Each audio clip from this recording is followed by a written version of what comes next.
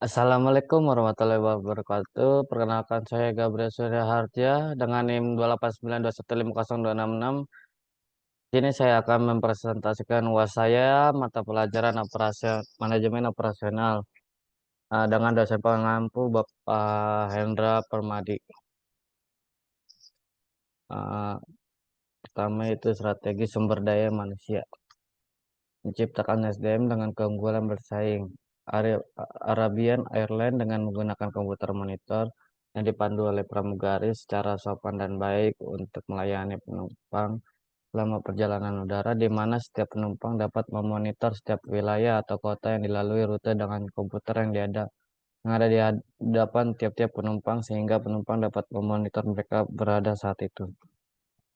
Singapore Airlines dengan layanan pramugari sangat familiar kepada penumpangnya dengan cara dalam waktu singkat mempelajari latar belakang penumpang Silhouette, sehingga setiap penumpang eksekutif kelas yang jumlahnya lebih kurang 5-10% dari semua penumpang dapat dihafal dengan baik nama-nama kecil para penumpang eksekutif tersebut.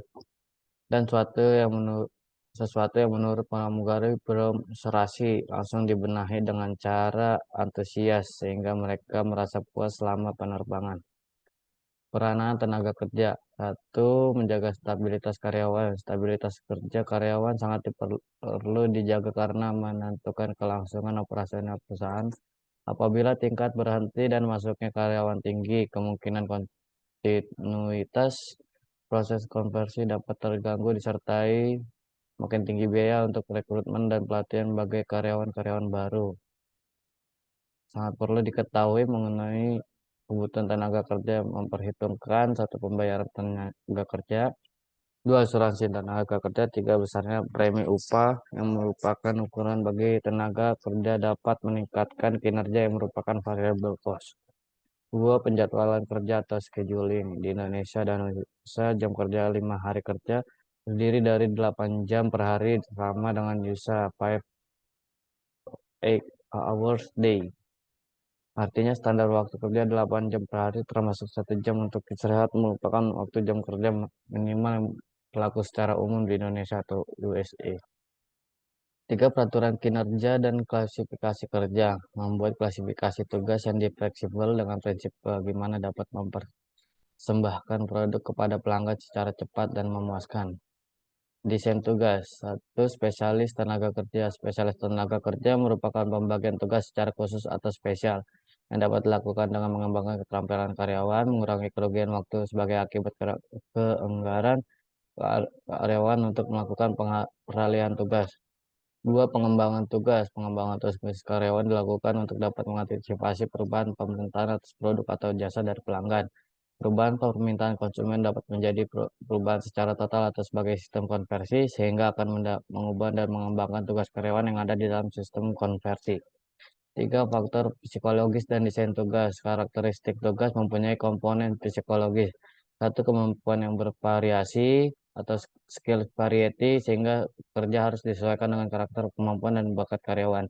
Dua, pengenalan tugas atau job identity. Tiga, signifikasi tugas job significance. Empat, memberi kebebasan dalam kreasi tugas atau otonomi. Lima, umpan balik atau feedback. Enam, evaluasi performance secara periodik untuk mengetahui kemajuan kinerja karyawan baik untuk kepentingan karyawan maupun kepentingan organisasi. Empat, karyawan kepercayaan diri di dalam kelompok kerja. Kepercayaan diri dalam kelompok atau self-directed teams merupakan proses pemberdayaan karyawan untuk dapat bekerja sama di dalam kelompok di dalam kesatuan target. Motivasi dan sistem insentif. Di samping komponen psikologis yang perlu diperhatikan di dalam pengembangan karyawan adalah faktor psikologis lainnya, seperti kepuasan kerja karyawan dan motivasi kerja perlu dipelajari agar dapat memaksimalkan produktivitas karyawan. Faktor-faktor tersebut antara lain: satu, bonus atau reward merupakan sistem imbalan uang dan biasanya diberikan secara tunai atau dividendo yang diberikan kepada karyawan dalam organisasi. Dua, pembagian laba atau profit sharing merupakan sistem yang mengatur bagian dari laba perusahaan yang dibagikan kepada karyawan. Tiga, pembagian keuntungan. Selanjutnya ada sistem insentif, penetapan sistem kompensasi. Selanjutnya ada metode analisis dan studi kerja. Dalam menjalankan tugas karyawan, apakah pelaksanaan tugas dapat menciptakan produktivitas kerja atau tidak? Langkah-langkah untuk itu dapat dilakukan dengan membuat diagram alir kerja, menggunakan gambar-gambar untuk menganalisis pergerakan manusia dan bahan atau material sehingga dapat didesain alir kerja yang paling efisien dan aman. Dua, kartu prosedur kerja. Proses card merupakan grafik yang menguraikan kegiatan dan sinkronisasinya pada setiap langkah produser kerja. Selanjutnya ada kartu aktivitas yang berisi alur kegiatan beserta peralatan yang dipergunakan. Dan kartu operasional yang menggambarkan bagian-bagian kegiatan yang digambarkan apa yang dilakukan dengan tangan kiri dan kanan. Visualisasi tempat kerja. Visualisasi tempat kerja merupakan langkah yang paling baik untuk melakukan monitoring karyawan tempat kerja sekaligus untuk menganalisis situasi di tempat kerja apakah sudah memadai atau masih dapat lebih ditingkatkan.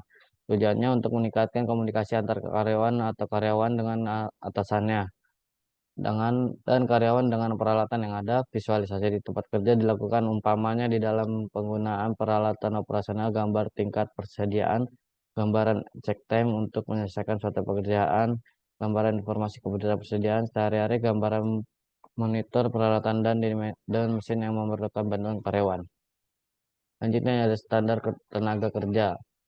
Standar tenaga kerja digunakan untuk tujuan satu, mengevaluasikan pelaksanaan tugas dalam pekerjaan karyawan serta pemanfaatan fasilitas operasional. Dua, membuat forecasting, perencanaan dan pengawasan. Pengukuran kerja work measurement. Pengukuran kerja merupakan penentuan tingkat dan kuantitas karyawan yang langsung terlibat di dalam konstruksi. Pertama-tama ditentukan standar waktu kerja karyawan berdasarkan data kemampuan rata-rata kerja karyawan pada umum yang dilakukan dan dengan cara mengadakan sampel pengamatan. Menetapkan standar waktu karyawan dapat dilakukan melalui teknik pengukuran kerja. Beberapa macam pendekatan. Satu, pendekatan dengan mengabaikan formalitas pada usaha jasa pada umumnya. Dua, pendekatan data historis. Teknik ini menganggap bahwa apa sudah dilaksanakan adalah normal. Tiga, pendekatan waktu langsung. Pada umumnya teknik ini disebut studi waktu atau stopwatch dan alat yang digunakan adalah stopwatch. Empat, pendekatan sampel kerja, di mana Morrow merupakan orang pertama yang menggunakan metode ini di Inggris dalam menyebutnya rasio penundaan. Sekian dari saya. Terima kasih.